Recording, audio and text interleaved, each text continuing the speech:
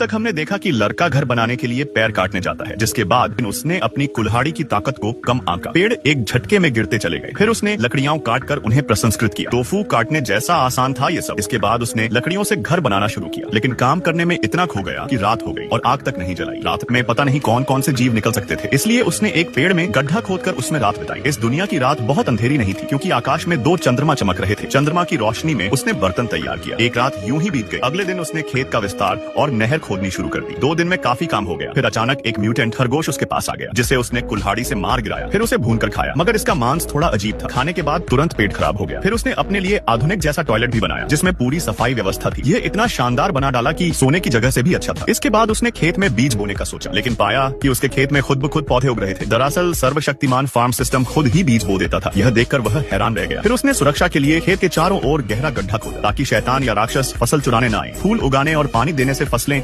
और तेजी से बढ़ने लगी। कुछ दिनों की मेहनत के बाद उसका पहला घर तैयार हो गया। यह बारिश और धूप से तो बचाता था, लेकिन तूफान से नहीं। अगले दिन उसने देखा कि बाहर 2 कुत्ते घूम रहे थे। वे भूखे थे। उसने उन्हें घर बुला लिया और खाना दिया। सुबह जो जंगली सुअर मारा था उसका मांस भी दिया। तभी उसने देखा कि मादा कुत्ता गर्भवती थी। फिर अचानक उसका प्रसव शुरू हो गया। मुख्य पात्र ने उन्हें घर ले जाकर सुरक्षित प्रसव करवाया। अगली सुबह 4 पिल्ले जन्मे। खाने के लिए उसने उन्हें सबसे अच्छा मांस दिया। सोचा था कि वे कुत्ते कुछ दिन में चले जाएंगे, पर वे उसी के घर में बस गए। आखिरकार उसने उनके लिए एक बड़ा सा घर बनाया। कुछ दिनों बाद उसके खेत